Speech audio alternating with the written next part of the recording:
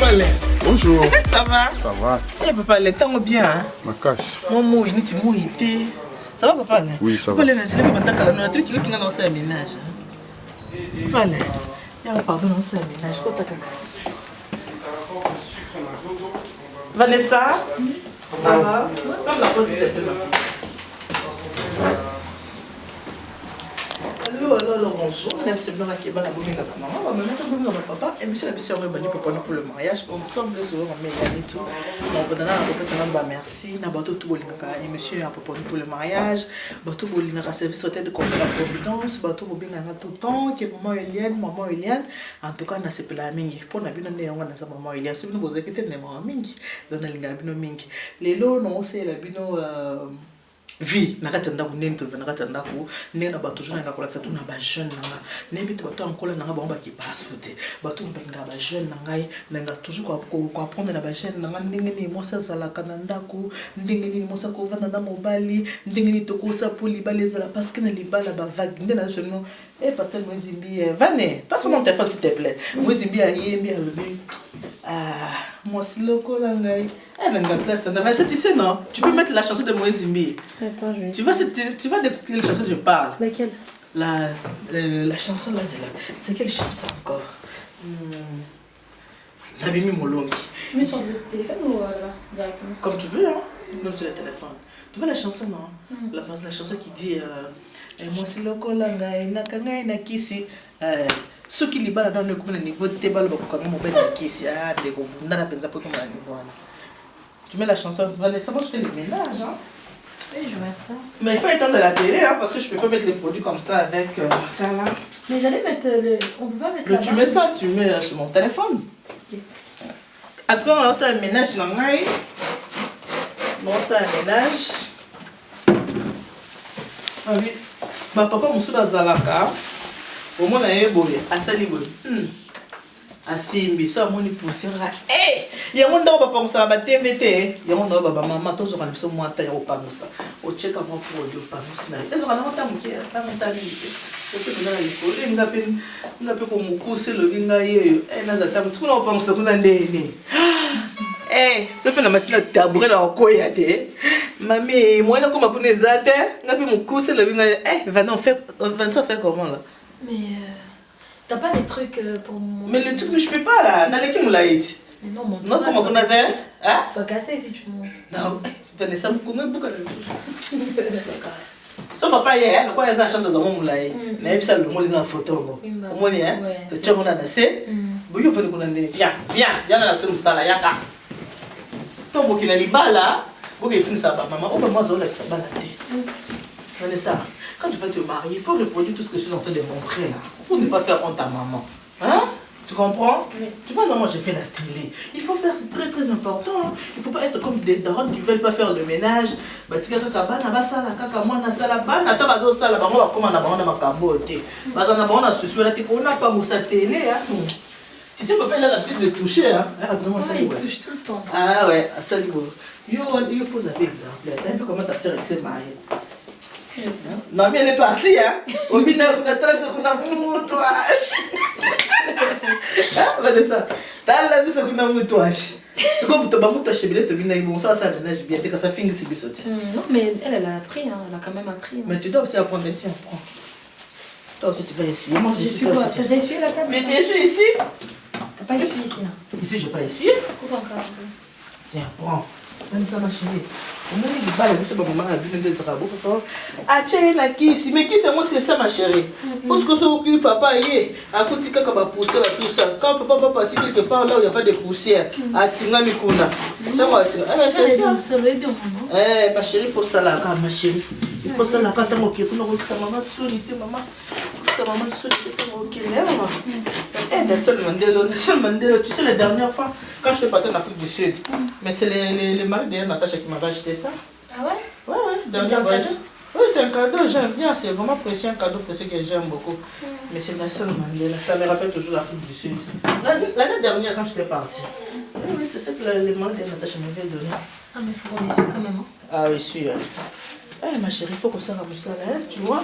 Il faut bien savoir essuyer des trucs, savoir faire à manger, arranger, faire les lits. Hein? copine a dit non et tout, c'est pas tous les jours. Hein. Non, il faut essuyer. On ne peut pas le faire tous les jours, pourquoi? Parce que les gens ils travaillent. Je sais, mais la poussière c'est tout le temps. Hein. C'est tout le temps. Au moins, quand tu sais que tu travailles du lundi au vendredi, les samedis, il faut avoir le temps de le faire. Maman, moi j'aime bien faire le ménage les soirs. Oui, les soirs c'est encore. Les soirs quand j'arrive, après je fais mon ménage, le matin je suis tranquille. Quand tu vas au travail, oui. Mais même si tu fais les ménages les soirs, les samedis matin c'est très important de le faire. Ah ouais. C'est comme si tu t'es lavé les soirs et le matin, il faut que tu te laves aussi. Il faut quand même que tu te laves encore un peu. Mais si tu te laves. Le matin t'as moins de travail. Oui, oui. Même si tu te laves les soirs, tu es obligé de te laver aussi le matin. Tu vois, c'est très important. Tu peux pas dire, ah je me suis lavé les soirs, les matins je me lave pas. Non, non, non, non. Voilà, c'est très important ma paix. Tu soulèves. Tu relaxes ça bana. Bilobana biso mibale ceux qui le bana biso ba koti mabala asali kamo ta mère te. Tola kisaka et musuka bana bakamtu makasi. Voilà pourquoi je suis en train de vous supplier les jeunes filles, s'il vous plaît les jeunes filles. Essayez un peu de reproduire ce qu'on est en train de vous montrer. Biso ba maman tozana pas si ce que yo qui bazo finga maman. Est-ce que si tu te maries aujourd'hui et comme je dois reconnaître ta mère, ça va te faire comment? Ça va me faire mal au cœur. Mal au cœur, hein?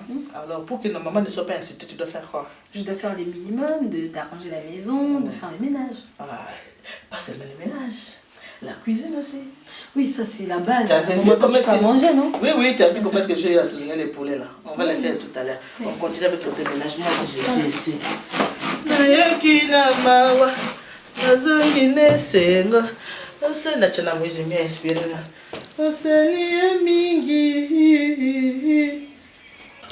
Je fais. Alors ça, le bouillon vient de bœuf. Benza! Zala calme, Oli Alain. Non, c'est le bouillon vient de bœuf. Au CP là.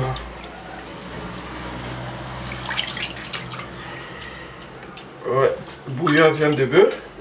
La katikati yango na ba morceau moko assez suffisant.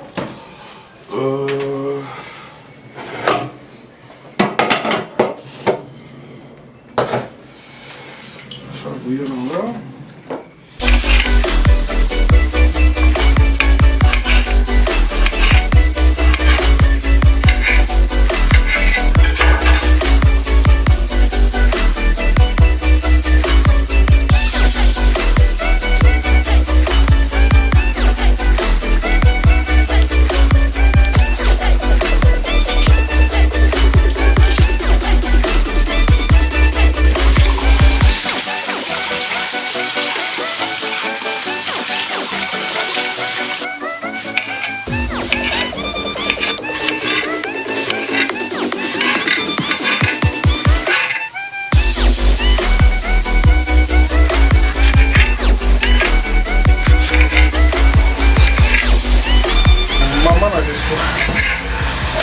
Suona kisasa lako nazo bouillir c'est monte la pression.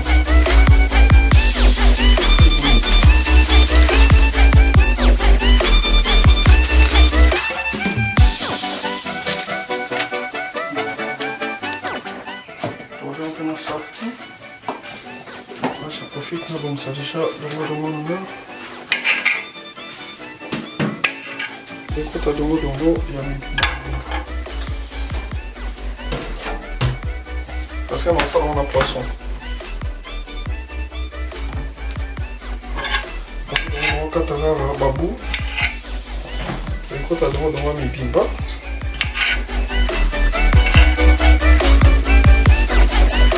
Et la zo bouillir viande na po elemba na tsama ite. Je mets pas l'eau. Il y a moins bota mai nango, na tcheka même matungulu. Natie poireau, natie makasa. Pour viande bela, et quand taper goût ya matungulu, et quand taper no goût ya poireau. Et puis là, on natie poivron te na bilo mususu. Donc là, il y a au moins créé mainango jusqu'à ce que viande ngé lemba, so viande lembi, mais na créé bouillon. Mameliane. Yaka ko. Yaka ko. Yaka. Yaka ko. Yango ko meka liboko na ngate. Pas Calais. Et que Yinda, Lelo. Et India. Par respect. Par respect. Par respect, Kaka. Par respect, donc, vidéo de biso ba papa mikolo par respect. Par respect, bon, ça va cuisiner. Tout le monde a esprit à modérer au lia Kaka. Donc, ça par respect mikolo. Par respect, quoi. Par respect, il faut que vous ayez Calais, vous avancez pour déjà. Faut que vous ayez Calais. Quelqu'un te l'a toujours. Par respect. Par respect toujours.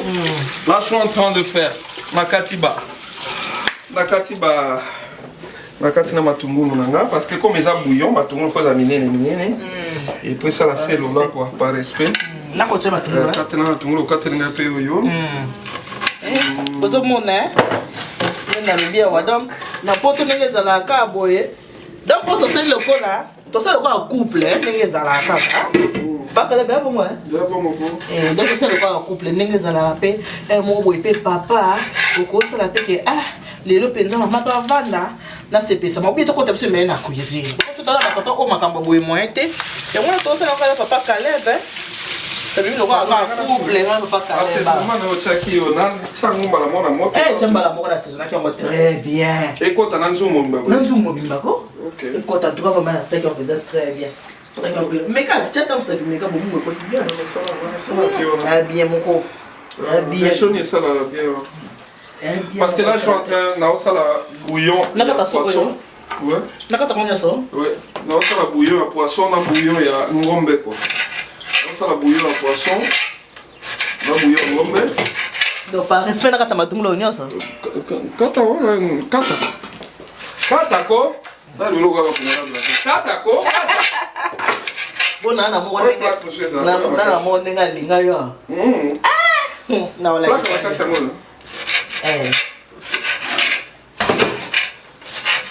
Non, ça se bouillon dans la poisson. Bien assaisonné. Non, ça se bouillon et à poisson. Bouillon et à poisson. Papa Calais, il y a déjà poivre. On a la charme. Papa Calais, bon, il y a ça non ça non na ça non. C'est non papa na zoya. Oui, mais qu'il y a assaisonné qui peut se sommer pesa ouais. Il y a ça. Pendant tout monde. Quand ça allait même il y a ça automatique. C'est vrai que ça bien pourquoi. Tika ko. Na tika nini yo tika ko. La saison qui a moi qui to ko ça ta vu. Alembenza. Tika ko. Adi lo ndiro peut être pas olika. Adi oya. Adi linga olia. Adi na modero ga ba espimo. Adi linga olia. C'est pas olia si yo mais. Adi na modero. Papa, na ça na ouais. Na ça na repas ça na bilo kuna. Ouais, là je suis en train de voir Mangombe. Ngombe langa so comme les tapini. Mais naziki, ma beka ko biso mi batko. Ça serviette. Moni, mobile ka mobile ya. Oh non moi c'était ça par respect. Par respect à na pesi. Ah inanga na kati ya. Oui, qui moi ça me tanga oui c'est. Ah oui, ça t'a ngombe ata. Hotel. Nanga ngombe kama kama na ezata.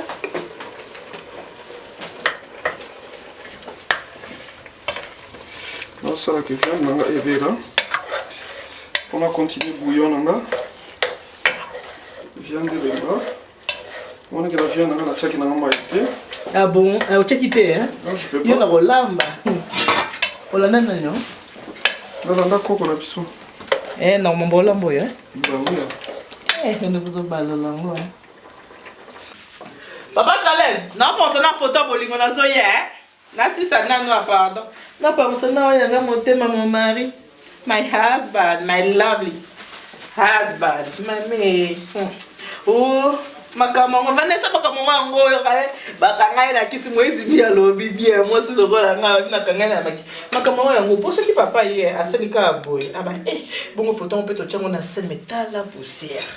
Hey, mami pardon ce que tu penses. Kitoko ezali elembo esomba libala te. Natandi kitoko na nzoto babimi nga libala. Bandeko na ngai. Kitoko zaka elembo yo so buka ni boindeni. Ta iloko. Yo sika photo bolingo vandaka. Yo zo buka na so boindeni na osilike. En tout cas, tu me souviens comme ça. Oui, on a battu. Il y a des gens Vanessa, tu entends là? Mais t'entends Caleb, là, Richard. Vanessa, il faut faire comme ça quand tu seras chez toi. Ah, ça va, faut ta papa. Mon mari. Faut ta bolingo, faut ta bolingo. Tu sais, ça, c'était le jour du mariage, hein? C'était le mariage de la mairie, hein, cette photo-là. T'as oublié? Non. C'était le match de la mairie, ça. Le match de la mairie, c'était le 25 octobre 2008.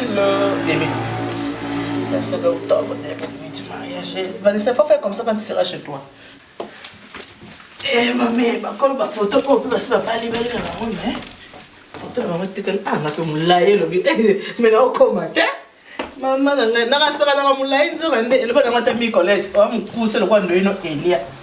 N'a pas mon coup, c'est quoi? Elle va dans ma mi Colette, ça n'est pas la photo. Vanessa, Oui. c'est aussi ça, ménage. Aussi, moi, spray.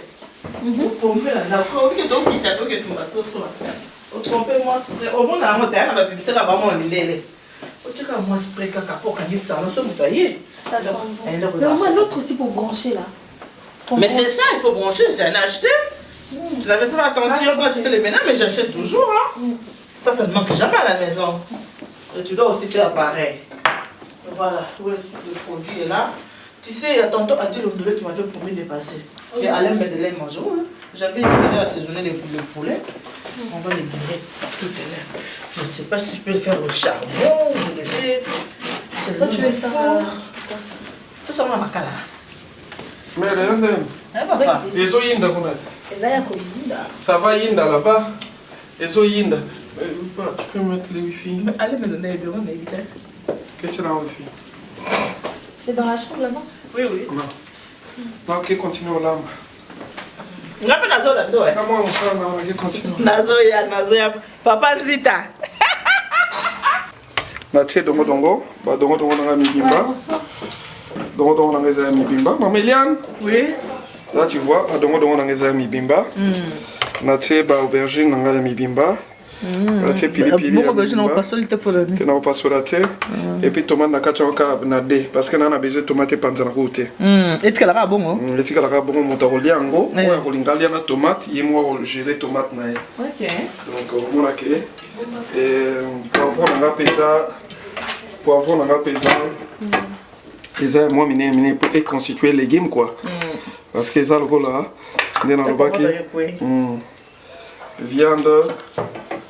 Viande de bœuf au gombo, et côté aubergine, et côté poivron. Oui. Donc ça, na pilipili la mobimba. Tomate, na jika tomate ka moko, na kabono par dekaka. Donc là maintenant, na roti kango et toka. Et puis na besoin de aubergine, nanga nani gombo nanga fruit bela makasité. Fruit de la croustillant. OK. Même ata aubergine pe e bela makasi mate. Parce que ça na tsepe moi mafuta. Na tsepe moi mafuta et puis je veux laisser sikoyo et cohabiter ensemble na tsepe kib nanga. Là maintenant. Donc sikoyo na papa ba otala biso ko ça peut na papa ba otala biso que de temps en temps ça la boto ba maman ça fait bien. Ouais, tu fais quand même bien ça les plaisirs la mère. Mais qui là mon papa dans son réseau. Bon mon lambi mon meki mon moi j'aime quand na linga kana meka so na sisi na suka. C'est comment ça va dans la mécanique na tete na suka. Mais oui. Donc c'est là. C'est là pour l'amour. Et goût hein? Oh. Ben oui, je t'ai dit. Oui, je t'ai dit. C'est bien, elle est bien. Je te dis non, tu bélité non, légumes à mélanger parce que ça c'est très important pour la santé. L'aubergine. Ouais. L'aubergine, ils ont combattre le sucre dans les autres. Normalement, dans la famille à bien, bon, ça la viande, il faut toujours aubergine et puis gombo. Gombo, ils ont combattre le sucre, na cholestérol dans les autres. Donc c'est ça. Donc, c'est pour papa au de temps en temps il a rappelé maman pour et ça bien pour la ouais ça va bien toujours la bolingologie dans cadre ya bolingo ça fait toujours du bien tu fais une bonne sauce surtout biso ba mibali to yeba vraiment lamba quoi donc so yeba ki oyeba et puis au monde que ce qu'on est là c'est bon on a fini qui est bella inde par respect on a dit qu'on a poisson. Ah ouais, on a béton sur la poisson. Et donc on finit qu'après tu prends la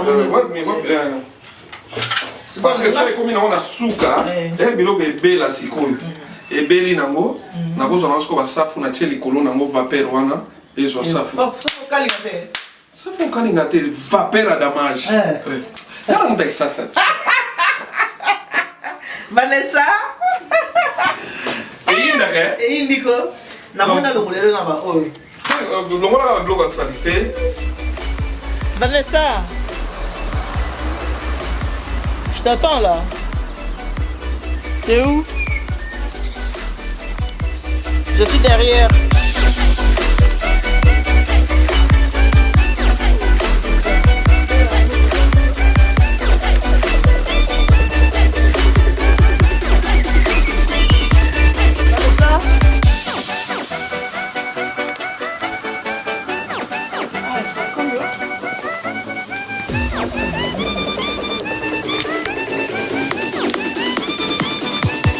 On a filmé à coup, tu fais bien. Je ne crois même pas. Bien sûr. Je ne crois même pas. Et voilà. Toyo. Ngai. Non, c'est la moto. Il y a mon gars. Et le bâtiment, il faut que je monte. Non, non, faut pas que le. Vanessa, nous avons fait battre là. Moi, je voulais lui taper ça. Tout le monde là. Dernièrement, quand j'étais parti au Congo. Ça, c'est la maman de mon mari qui m'a donné Nzungo. Et puis, elle a dit, moi, Nangaï. Moi, c'est un mukolo Nzungo. Yo battre la maman là, moi, t'as le nom à Zate. Nzungo, yo. Vanessa, on a balé au pays. On a bien ma bokilo. Non, mais ça, c'est un pimela qui est. Ma bokilo, coco, si vraiment bien battre la bien. La plus de battre la bien bien. Vanessa qui est bon, on a aussi qu'elle donne pas.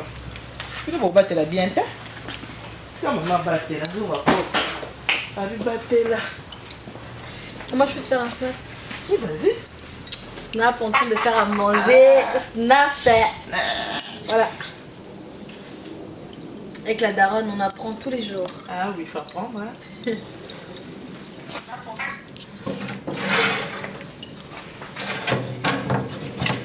Chouchoué. Non, ça fait peur, ça. Chouchoué, qu'est-ce qui fait peur? Ça, là. Moto? Oui.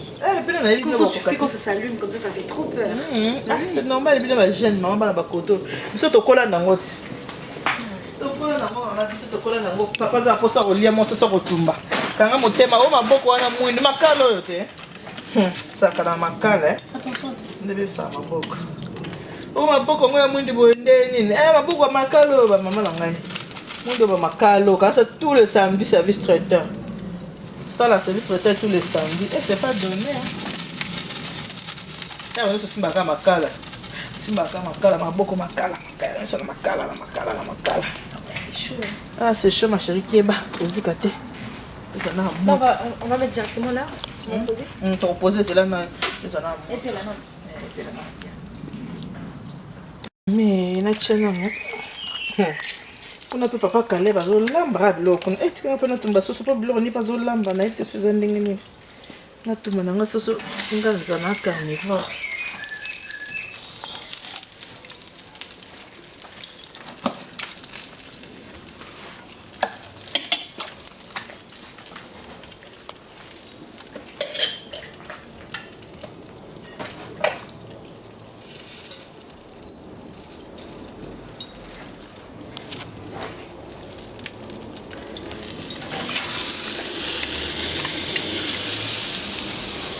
Voilà.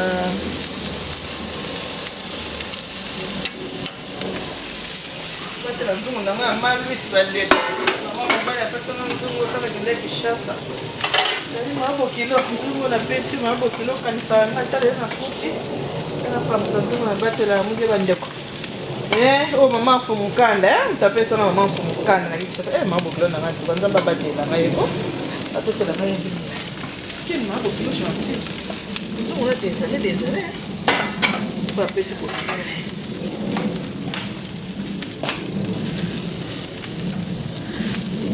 Vanessa! Bon, on n'est pas dans le bazar. Il y a un balak, c'est Moussala. À qui est libella? C'est là que je m'aille quand même.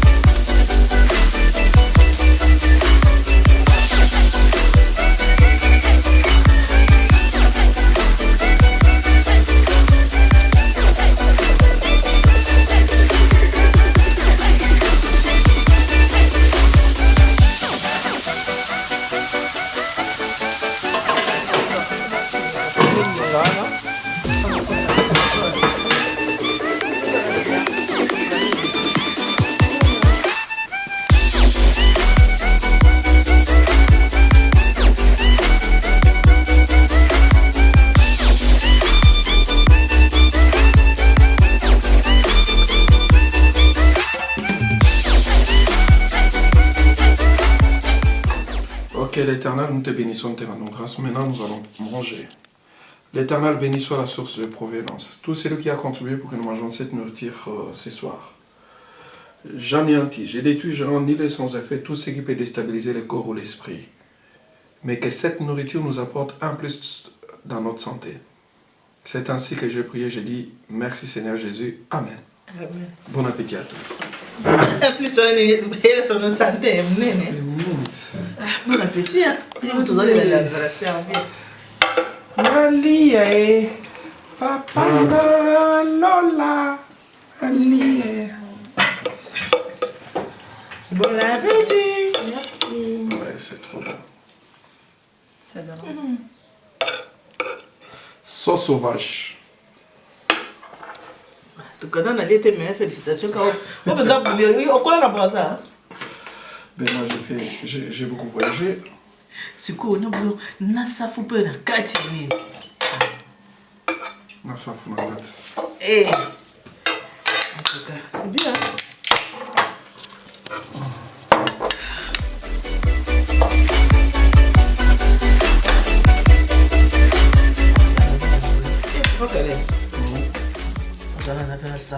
Non, mon amour, ça fait mal tout ça. Eh, en tout cas. Mais félicitations déjà, hein? Bah oui, merci. Pas quand même. Déjà, félicitations parce que. Oh, les gars, avec ça, papa, monsieur qui est un bon faut qu'il d'arbre maman. Bah oui, hein. C'est vrai que ça, moi, il y a un samedi, le bovin n'a pas d'amoureux. Pardon? Le bovin n'a pas d'amoureux. Bonjour. Ça vit peu maman. Oui.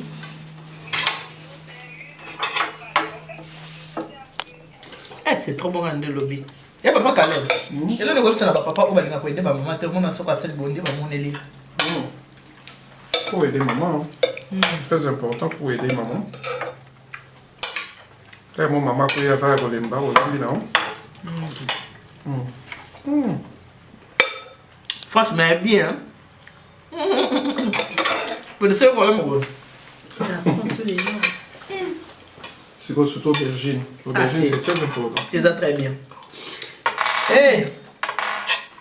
Maman ne lit plus là. Ah, moi, elle était maman ne lit. Maman n'a pas quoi il est. So tomate abîmée mobimba. Quoi ça pour ça au lait aller. Autant pour ça tomate au lait. Nandé non. Bouillon quoi. Pourquoi là on prend ça? Non. Quand on va là ça Tu peux avoir des bouillon mini. Après bilo on des bouillon. Non, peut-être On a mingi bouillon. Quoi on prend ça? Non, na banok na kenda ka baza. On a mingi bouillon. Na va na kola de bofet na pasai na vanda na Nigeria. Ah, pour baba ta bombo hein. Na va na Nigeria, na va na Togo. J'ai tellement beaucoup voyagé, j'ai beaucoup appris dans mon voyage. Gomba mobimba siko mama. Souka. Quand on est venu, on a préparé pour le mariage, Michel a besoin de bébé. On a toujours besoin de faire la Bible, c'était mais pour nous, comme on sait, ah, bon, le papa Caleb, il y a côté là, il m'a besoin de faire la Bible, maman, tu l'as côté là, puis maman, on a fait la recette nanga. Ah, ça, il m'a l'envoie. Bacha aubergine, bacha dongo, et puis na safu na kati, maman qui na maman. Ndenge moko pe na viande oya sali. C'est ça pour nous bakende to za na kati na ko libala fuka to sali sana. To sali sana papa ce ko ebi pe ko ebo sali ko moko bon recette na moko boye. Un samedi on va dire na maman bien dimanche to bouti église. Mingi samedi parce que dimanche après église to za fatigué. Sali moi maman moi le beau, maman balé na bana ça na bien. Mais ba maman pe ezate ce qui papa sali le boye comme ça habitude. O ko makanga lembi hein. Yo po ebola malamba te bongo te pose so ba maman to abisa so la pese so ato ngo ah. Papa là, catholique quoi papa? Non, on le sait bon si ma catholique papa na.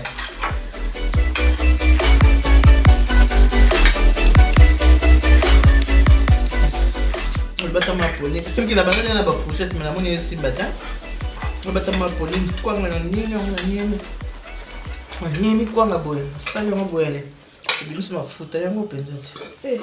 Papa Caleb. Oui. Oui, on l'a bien. Hein? Oui. Tu as la tête dans sa fond dans ta biloko mamé. Oui, vous l'avez. En tout cas, bon, il on a donné la fourchette. Mais, on a un bloc moyen. On a vu qualité là qui n'a pas. On dit à moi, on a vu ça. Bon, bien mon quoi. C'est comme papa Kalem. Tout allait bien. Et là, on a un bel niveau comme Magneti. À sa bloc, on y a bon endroit balia. On a une routine là ça. Que non, à ça il peut le bobo va vendre peut te vendre boy tozolia. Là on est. Non bon, je le désire. Anga idée na eka moi sina ya sana recette moi de mingi. Ani pe ga aider maman. Ako sana eh. Neti pe sana ngaselo la makasi. Papa to kiti na zolo.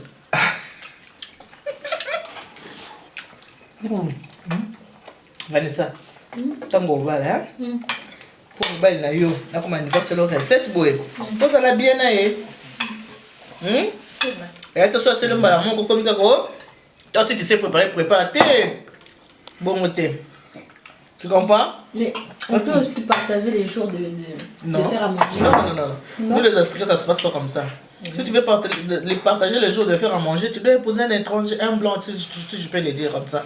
Parce que même si tu épouses un Africain, ça serait toujours comme un Congolais. Là, il faut épouser, je ne sais Mais pas. c'est des poissons, c'est trop bon. C'est très bon, les poissons. Waouh. Très très bon.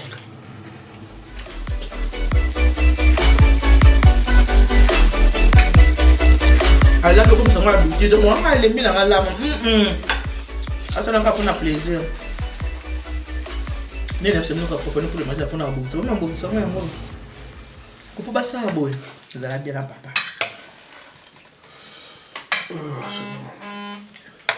C'est quoi? Papa Calais? C'est quoi le laisser au lame? Le problème, on tellement. Bien, mon co. Au moins, ça quoi, hein? Ma Pauline, Bokla Naomi. Il y a pas souvent ça quoi, ma goya. Ni yango, ni se mafuta. Ni se mafuta. Donc on peut lancer beaucoup ça. Oui, mais maintenant la fourchette. Ah, na moi que il est bien. On est bien téco. Ah, il est bien té. C'est trop bon. Regarde les recettes en fort. Bouillon. Na la ça au salam. Na la ça au lambo. Pitambola tambola muki. J'ai beaucoup voyagé. J'ai beaucoup appris. Déjà, bon, moi, avec ma mère, avant de y a quelques voyages. Alors, je restais avec mes petits. Maman qui là, on habitait encore Matadi. Maman qui est Angola. Atingana ba Orlando, Nadine Mavinga, Naba Gypsy. Et j'ai resté avec mes petits. J'étais obligé de faire la cuisine. Ok. Petit à petit. D'abord, nous voyageons. D'abord, nous voyageons, j'avais 19 ans. Dans la région, on a gâté à Congo. On voyageait d'un coin à un autre. Et puis, à 21 ans, on a vu Mimbo, on a créé Lagos. On a combien indépendants? Ok. Sorry. Lagos, on a créé Lomé. Il y a une année à Lomé. À partir de Lomé, j'ai dû visiter Burkina Faso, Bénin, Ghana, Côte d'Ivoire. J'ai beaucoup appris. Bon, c'est côté être, on est le Kenya. Il me trouve à 21 ans. Maintenant, on a Lagos très jeune. Ah, on est peut-être à Lagos? Ouais. On nous a joué au Nigeria ou bien? Nazara qui est dans millier, on a côte à la millier, mais ça a facilité. Gombo bien mon dongo. Déjà bien, hein? Bien, déjà bien.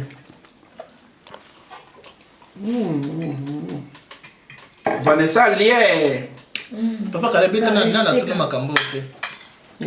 C'est quoi le théâtre? Bon, là, on a Lagos? Il y a des rencontres. Qu'on a avoir aidé.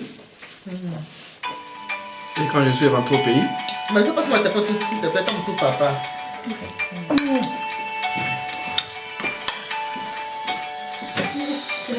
C'est qui mon chéri? Non. C'est qui quoi? Alpha Umbiga. Na la table Alpha na olia. C'est bon, Vanessa.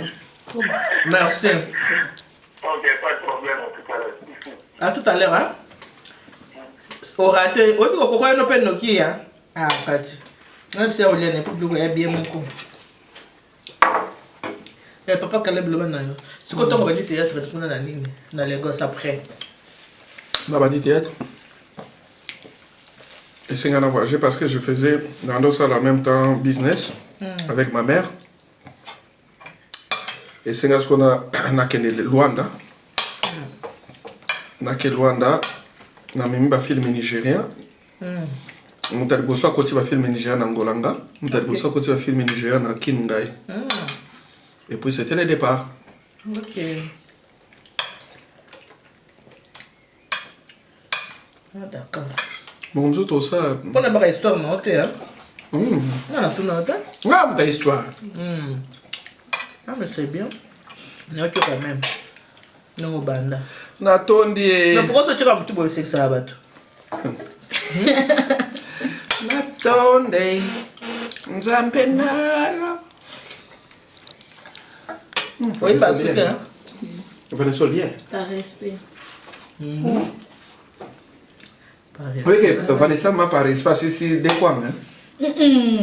Déjà, je mange pas Quand souvent. tu as mis ma casse, c'est ça qui doit payer. Et bon, on a maquillé, mais la mort Déjà, moi, je mange pas souvent ça. Mais là, le communauté. Mais là, je mange parce que c'est bon. Moi, j'aime bien manger les pâtes, les frites. Voilà. Moi, je sais que le roi n'a pas tes attaques. Le roi, il y a ça profité. dit ma pote sauce sauvage. Là, c'est bon, j'ai changé de direction. En tout cas, merci. Papa Caleb n'a pas fait merci. Merci d'avoir tout beau temps, la commission pour le mariage. Merci d'avoir tout beau dans la confiance. Merci d'avoir tout beau service traiteur de décoration de la Providence. Nous avons 10 000 moyens de continuer pour le baiser. En tout cas, dans 5 mois ici. Vendredi prochain, dans les camps, dès que nous sommes là, je suis là pour se les ébeler. Vraiment, je suis là. Eh. Nzambi kalusa ko mama Pauline nzamba bata bino merci na batune surtout ba assister sur na mariage ya Naomi na Lodi. C'était cool hein. Mariage bien. Les mariages c'était cool. Tu sais nous les wesh, les papa wesh là. On a aimé c'était cool quoi. Au monde le 14 juillet. Ouais non, au monde là on a je te dis hein, c'était vraiment cool. Je te dis, on était là avec d'autres papa wesh comme Ali Benza, lui aussi il est papa wesh, comme Adji Londolé il est papa wesh, et c'était cool qu'on a aimé quoi, on a aimé. Merci, n'a pas tenu surtout assister qui a vraiment en tout cas Domtine Maki. Même mon vieux Nitou, lui aussi c'est un papa wesh. Rambo, mon aussi, il était là. Mais lui c'est un cousin. Lui il est venu ici, il n'est pas wesh, il est venu ici, il avait 21 ans. Oh mais c'est ça, il est wesh comme nous là. Il avait 21 ans. J'avais 6 ans. Faut comprendre la même temps, merci d'avoir tenu surtout qui en tout cas maman Hortensia, merci Aïda, ma grande sœur Mamie Colette, Jacqueline Tama, tout cas bien surtout. Non, parce que nous remercions dans la vidéo monsieur Roya parce que les lots avec nous makamba rolia vraiment nzambi ka ça mon amour nous bénécha. Mon nous bénécha les bana bête. Bon, tu peux comprendre quand nakati pour ani pour Zolia. Merci, moi je vous aime. Merci. Au revoir.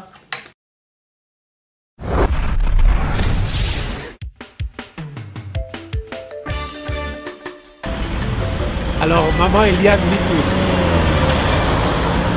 elle tient pour vous les services traiteurs. Service traiteur, maman Nitou, la Providence. Na ba fête na biso mieux surtout. Tout on s'en soutien. Ah bon, c'est nos fêtes, nos plans, tout bailler et comme le roi VIP. Pour tous vos événements, mariage, baptême, retrait d'œil, conférence. Donc il y a qu'à VIP. Maman Eliane Nitou met à votre service son service traiteur, la Providence. Ne cherchez pas loin, il n'y a qu'une seule adresse. Location Ezali. Il y a un matériel, location de ma voiture. Oh, ma CD, ma cassette, il y a mon rôle, nous pas l'idée de production, ils sont très bien. Donc, nous avons un nouveau bal. Nous avons un bal qui est anniversaire à l'Ibala. Une seule adresse. Nous avons un anniversaire. Je dis bien une seule adresse. Oh, yo, zo qui back. Oh, yo, au bani ministère, nous passons, c'est le premier anniversaire de l'église. Maman, ni toi, Ezali. Elle vous convient, elle nous convient aussi. Parce qu'elle le fait très, très, très bien. Service traiteur, la Providence. Un seul endroit, un seul service traiteur. Service traiteur, la Providence. Elle et nous, nous formons bloc parce qu'elle connaît bien son service traiteur, la Providence.